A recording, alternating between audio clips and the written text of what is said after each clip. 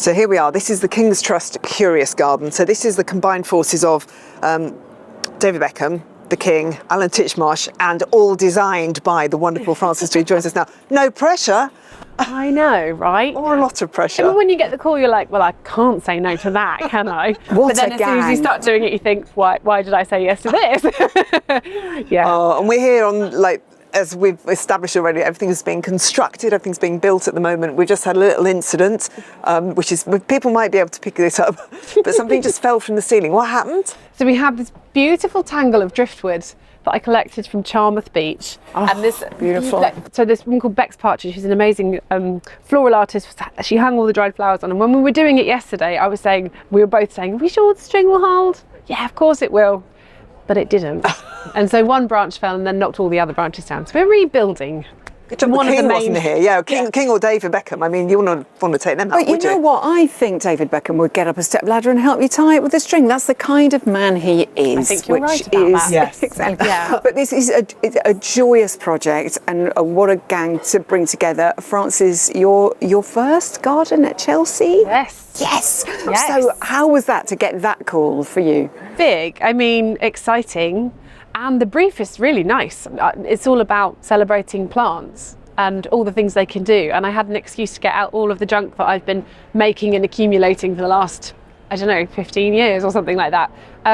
It's really cool. I mean, it's not judged, so that takes the pressure off. Amazing. And also people can walk through it, which is really nice because it means you're sort of sharing it with everybody. I think when you come to Chelsea, I love these gardens and I'm very lucky. You know, we all get to sometimes walk on some of them, and when you're in them you really feel the feeling of the garden, whereas when you look at it from the outside you don't necessarily get that, do you? So to be able to bring people in is really nice. It's about encouraging new gardeners, isn't it? Because David Beckham is a very passionate gardener. Yeah. People might not believe it, but actually he is, and I'm sure you've learned that from discussing with him. Yeah. But it's about encouraging everybody to get into gardening. I mean, I had feedback from Alan Titchmarsh and the King and David Beckham, and the most planty feedback was from David Beckham. Really? He was like, can we have Nepeta Six Hill Giants, my favourite plant. Lavender he wanted garlic. Yeah, he was and veg. So he was really very plant focused, which was really cool. As you walk into the garden, this is the thing, the whole idea about, the curiosity, and the wonderful thing you have done immediately you step on this garden is created great curiosity, because as you're looking at one plant, suddenly behind there's is that kale, and there's some beetroot, and it's incredible, that mixture. And I don't think I've ever seen this so beautifully done here at Chelsea ever.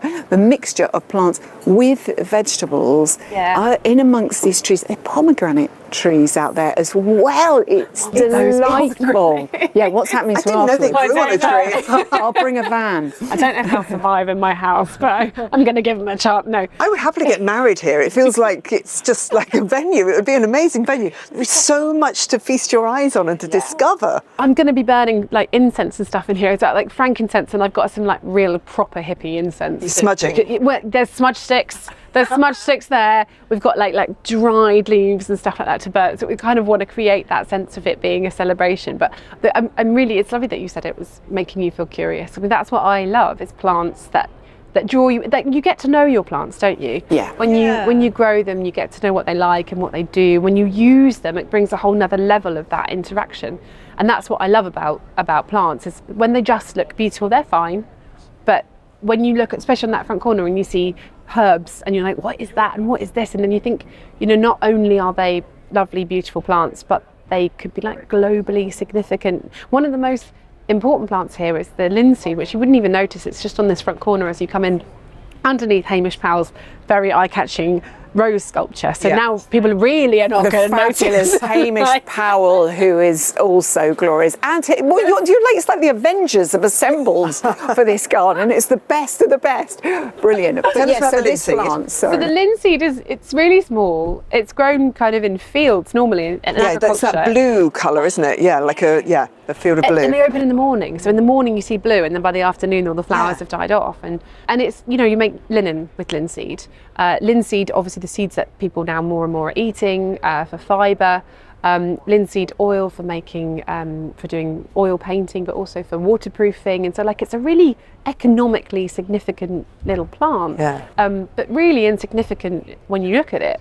But those sorts of things, they're the kinds of curiosities that I wanted to. So you look at the Highlight, plant yeah. and then you find out more about it, and then you realise how important that is to us. Yeah. Also, because you've worked with the King's Trust, I was lucky enough to go down and visit some of the craft workshops and the amazing people who are studying these wonderful trades down there. So talk us through how they've been incorporated and some of their skills have been incorporated into this garden. So cool.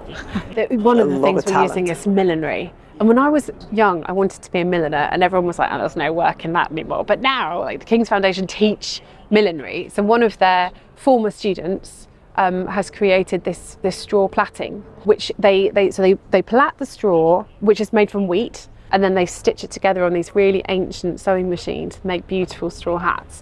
And what we've grown, actually, aside right by my jumper, which is not part of the exhibition. You always do good knitwear. You do. Actually, that's my sister's. I nicked it. But the wheat that's growing beside it it's called yes, it's Maris Widgeon. So that's a really ancient form of wheat, which would have been grown for its long stems. Because if that wasn't for making bread at all, it would have been for thatching and for millinery. So it was all about the stem rather than the actual ear. So we've really hard to source it. Turns out, when I was talking to Emily, who brought the plaited straw the other day, that she's growing a whole field of it at Sandringham, which I could have just gone and dug some of that up. But instead we sourced it, and we've managed to grow just 6 or 7 of the wheats, and they're out right on the front edge there. And it's just those sorts of things that you wouldn't think about. You just think, straw hat, take it for granted, buy one for £4, but actually the craftsmanship that has historically gone into this, and apparently it was a really female industry, the hat making and the plaiting and all of that. So it was like a real kind of empowerment for women, and to be able to make money selling hats that they'd made themselves. This is the magic of the curiosity, though, isn't it? What we're learning already, Frances, great. I'm curious to know how you've come to this position now. So, was gardening something you were always intent on doing? Did you come from a creative gardening family? How did it happen? How are you here? How did you get here? I mean, obviously, like, my mum had a garden. She gardened in it. My grandma was, keen gardener. But I did not intend to. I wanted to go more art way. I was thinking I would do. So I did a BTEC in art, and I ended up making jewellery. But I don't really wear much jewellery. What I actually did for my final piece was just I cast all my friends' nipples and made them out of brass. Just like stuck brass nipples on everything. Door knockers. I took it really seriously. Those. I've still got all of their nipples. Blackmail. That is great. Yeah, no, don't get any ideas. They should so be done, on here. You should Almost put one in here, actually. I can imagine certain members of your team would spot things like that. Yes. Anyway, so you went from making brass nipples Making brass nipples to an apprenticeship came up near my house when I was like 19, and I just thought it'd be more convenient. I could walk there. I liked being outside, and I thought I would go more into design from that. But I got the job and immediately just fell in love with plants and being physically busy. And I know I now have designed a couple of gardens, but my day job is more working in community gardens and growing vegetables and stuff. That's what I love. What do you get out of the physicality of it? Being tired, having a headspace to work through whatever's going on in your brain, working with great people, which actually doing a Chelsea garden is one of the most surprising things I didn't expect, is seeing old colleagues I haven't seen for years, and having the team here, and we're all here for, I don't know, what day are we? Day 28 or something like that, 16-hour days every day, and it's lovely, the community. When you garden, so when I left school, I worked in M&S, and I remember having to be there when the till said 8 a.m, but also you couldn't talk because you're there, exactly. When you gardened, one of the main things that I loved when I first did it was, like, I remember singing the whole Grease soundtrack when we were digging the most enormous hole for a spruce The Grease soundtrack. Oh, yeah. Excellent. Beginning to right to the through. final. Rama Ding Dong. Like chatting. That's obviously why horticulture therapy is such a thing, because it can draw, you have that space to talk, but when you're with your colleagues you can just chat, whatever. But you have sing. great conversations, You and do. you can get things off your chest. You can just talk rubbish. Yeah, And that is Or also have great. Space. Just be like, actually, I was saying this to some of our planting team. I was working most recently in a mindfulness meditation retreat centre. We were growing the veg in the walled garden, and when the people who came on retreat came out in the garden on a Wednesday, they'd have 2 hours of silence, or their whole day was silence, but their 2 hours with us was silent. It was so nice not to have to talk, just to be there gardening and be like, not like actually that pressure's gone then. So silent gardening is also lovely. Like it's great to have that where there's no one watching you and making sure you don't chat, but actually being in nature without talking and just listening and. And it's so good for us. And we spotted the amount of bees that are loving these. Is this garlic? Nectar scordium. So it's a drying flower. It's an allium, isn't it? It's an allium. Yeah. It's I think all alliums you can eat, but this is more of an ornamental one. Yeah. But even though it's been cut and it's hanging upside down, they're still getting the nectar out of that. I thought they'd have to be living. Yeah. Right? Yeah. So you didn't even know that? No, I did not expect that to happen. You've got two very important roses here in this garden as well. Three, hang on. Tell us. So we've got the King's Rose, which is here. And that's beside the exact replica of a pot that was gifted to him on his 50th birthday. And apparently they made two because they thought they didn't think they might, but in case they broke one. In transit, so we have the twin of his. So so Melissa, who's the head gardener from Highgrove, came and she genuinely thought we'd nicked a pot from Highgrove, which was quite good. So the king might think we've stolen. We'll be like, oi! You'll make a citizen's arrest. Yeah. Fantastic. So the King's Rose is beside the King's Beautiful. pot. It's like raspberry ripple, isn't it? It's like a raspberry ripple. Really. Yeah. And it smells amazing. Yeah. And then we have the new, which is Sir David Beckham, which is David Austin's new introduction this year. That's a white one, which is on the front there, but also in this sculpture, rose sculpture.